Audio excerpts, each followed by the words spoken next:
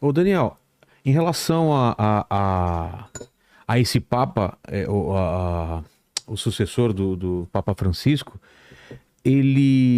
a gente tem nessa corrida aí, a gente tem alguns favoritos, porque eu escuto muito de um Papa, de um cardeal filipino, tem o Sará também, né, que é o Papa africano, acho que é ele, né, Tem também o Pietro Parolin, né? Que é um. que São é, três italianos. ah, São três italianos. Tem um americano também, tem um filipino. Você tem um que está lá em Israel, né? Que ele é o líder tanto de Jordânia, quanto Palestina, quanto Chipre e Israel. Quer dizer, existem alguns.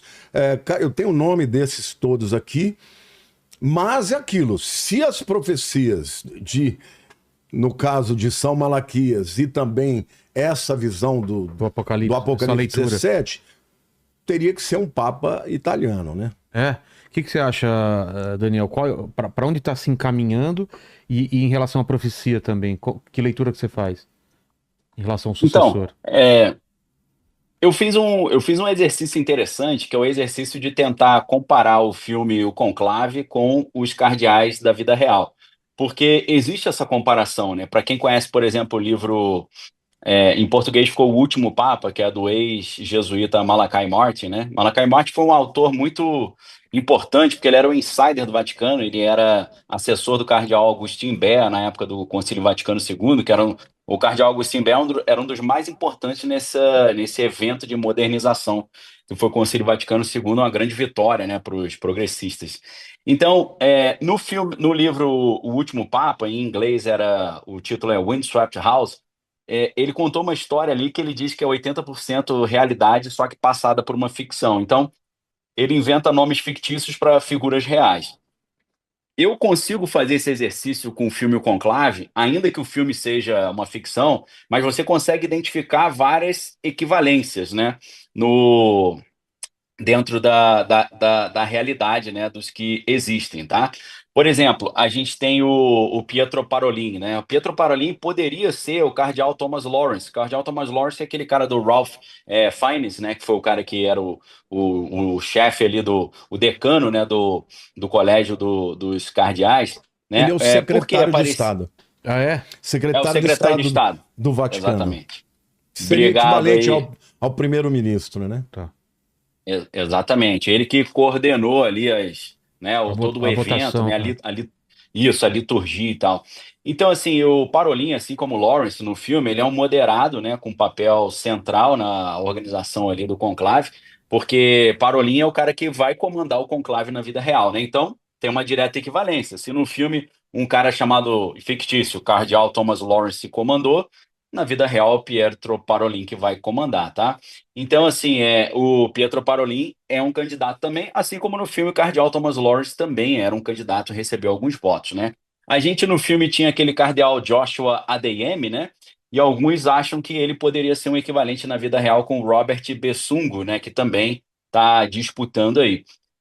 No filme, o grande demônio do filme, que é o conservador, que é o cardeal Goffredo Tedesco, na vida real poderia ser o Peter Erdo, né? Porque é muito conservador, defende aquela ideia da missa tridentina, igreja tradicional, e obviamente enfrenta uma resistência ferrenha dos progressistas, né? É o Inclusive, húngaro, né? É húngaro? Que está isso, alinhado com o próprio presidente da Hungria, que é totalmente conservador. É muito provável que não seja ele, Ah. porque não tem o viés que se espera, né, da Europa e dos globalistas. exatamente. E aí tem uma curiosidade que talvez algumas pessoas não saibam, porque, se eu não estou enganado, em 2005 foi a eleição que escolheu o Bento XVI. é, eles já queriam, o grupo, né, da máfia de Sangalã, ou os progressistas, já queriam entronizar o Papa Francisco. Mas, como eu falei, ele tinha ali algumas capivaras ainda para resolver. E aí, o grande objetivo deles não era nem, nosso sonho é escolher o Papa Francisco. O grande objetivo era impedir o Peter Erdo, que é esse ultraconservador, de vencer. Então, o Ah. maior objetivo desses grupos no Vaticano não é nem colocar o ideal, é impedir esse cara conservador de chegar ao poder. Só que aí, na época, o que que eles fizeram?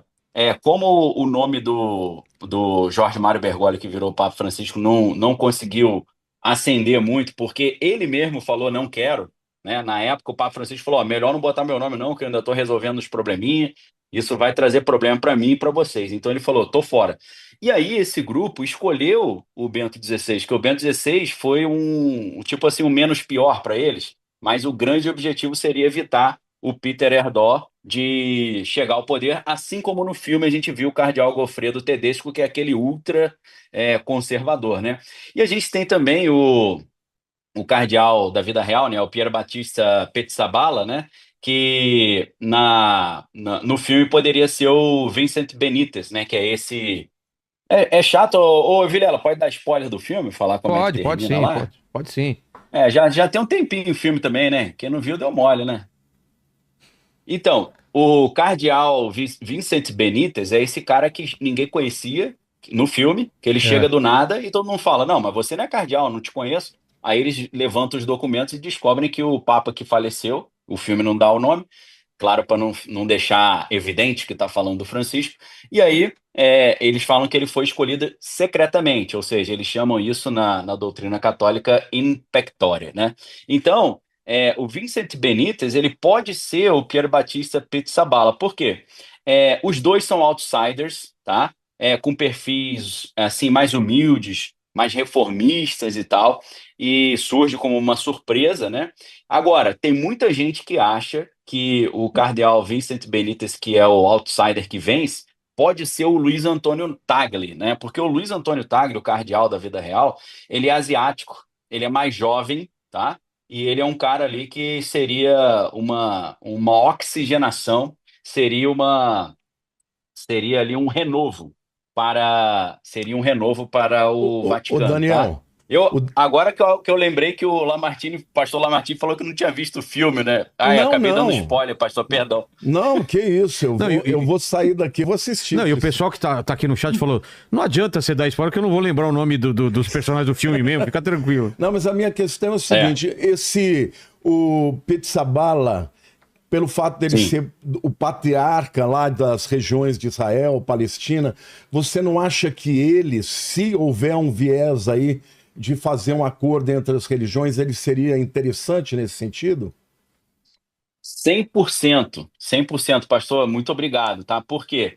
Inclusive, o Pizzaballa, ele disse que ele quer tornar Jerusalém uma casa comum para todos os povos, ou É, seja, fomentar exatamente. O ecumenismo. entendeu? Fomentar o ecumenismo, a religião global, que parece que vai ser a grande missão do novo Papa. A grande missão do novo Papa será reunir todas as religiões numa única, criando isso que a Bíblia já falava, né, sobre essa padronização de um governo global com uma única religião, uma única moeda e tal. Então, Não, e hoje é, o grande conflito do mundo é o conflito de Israel-Palestina, É. Israel-Hamas. E um homem como esse, que tem trânsito, Jordânia, Palestina, Chipre, Israel, ele pode ser a pessoa adequada para Resolver. fazer a paz. E quando a gente fala de uma paz, a gente sabe que o governo do anticristo precisa ser precedido por um acordo de paz aí de 7 anos. É um né? grande acordo de paz, né? então, saiu até uma matéria agora no site Vatican News, né? A galera consegue ler em português, porque tem versão em português, né? Falando que o Pizzaballa, né, do Patriarcado Latino de Jerusalém, propondo essa ideia de Jerusalém ser a cidade de todas as religiões. E, Isso e, viabilizaria a reconstrução do templo, né? e outra coisa, obviamente eu ainda não comprei essa narrativa dessa visão dos 8 papas. Depois eu vou explicar por que Ah, tá. eu não concordo. Mas, de qualquer maneira, ele é um italiano. Embora ele não se chame Pietro, ele pode escolher. Ele não tem o nome de batismo de Pedro, mas ele pode escolher o nome de Pedro para o papado dele, né? Caso ele seja eleito. Pois Então, é. aqui fica uma interrogação, né, Daniel? Exatamente. Então, tem muito tempo que não tem um Papa italiano, existe um clamor para que isso aconteça. A gente teve, por exemplo, vamos analisar os últimos aqui. Francisco, descendente de italiano, Bergoglio, porém argentino. Primeiro Argentino. Papa argentino, primeiro jesuíta. Antes dele, a gente teve Josef Ratzinger, alemão. Alemão. Antes do Ratzinger, tivemos Karol Wojtyła, que é o polonês João Paulo Polonês. II. Então, A galera tá cobrando, pô, cadê o italiano, o italiano? Então, como a profecia de São Malaquias diz que o último papa será o Petrus Romanus, né? Tem até um livro interessante sobre isso, chamado Petrus Romanus, do Thomas Horn e o Chris Putnam, fica de dica para quem quiser estudar. A gente fica assim, caramba. Apesar de que o nome dele é como se fosse Pedro Batista, né? Pierre Batista, né? Pizzaballa. Ele já tem um Pierre ali no meio do negócio, né? Será que é isso? Não sei. É tudo altamente especulativo, né? Parece muita viagem na maionese. Mas eu sempre digo, não adianta a gente se estressar. Ah, Nostradamus vai acertar. São Malaquias vai acertar. É só aguardar. Vamos aguardar um pouquinho aí, vamos ver o que que vai acontecer. O tempo vai dizer se isso tudo é lorota ou se tinha fundo de verdade. Pois é. Eu acho muito boa a colocação dele. Primeiro, porque o São Malaquias, ele na verdade, ele faz uma profecia de 113 papas, onde cada um deles tem um pequeno verseto em latim, onde é definido o tipo de personalidade, qual a circunstância que ele viveria, e que o último papa, o 113º, o Petrus Romanus, ele governaria num tempo de grande tribulação. Então, isso de alguma maneira, se ele estiver correto, pode ser que seja a grande tribulação, e a grande tribulação nada mais é do que o tempo de governo do anticristo, não é? Entretanto, a profecia de Apocalipse 17, que as pessoas tentam juntar uma coisa com outra, tem que fazer muito malabarismo teológico para você tentar dizer que a partir lá do Acordo de Latrão, que foi feito por Mussolini também a Roma, que criou o Vaticano em 1929, e aí vem os 8 papas, e esse último seria o 8º. Ali tem muito malabarismo teológico e de interpretação bíblica. Depois a gente vai falar sobre isso. O que, na minha opinião, deve acontecer é que, por exemplo, qual é o nome do Papa que é filipino? Tem até aqui. É o Tagle. Eu não vejo muito como ele pode se encaixar dentro de uma narrativa profética, tá? Eu não vejo. Do ponto de vista geopolítico, tudo bem, porque é uma forma da igreja querer ganhar proeminência na Ásia. Né? Nunca houve assim. Mas, na minha opinião, pelo próprio clamor do povo italiano, eu acho que deve ser um dos 3. E tem o Papa africano também, né? Então, com o mesmo objetivo, de ganhar a proeminência. Mas se nós estamos caminhando vamos dizer assim, para os momentos derradeiros da história, eu acho que não faria muito sentido que não fosse um Papa italiano.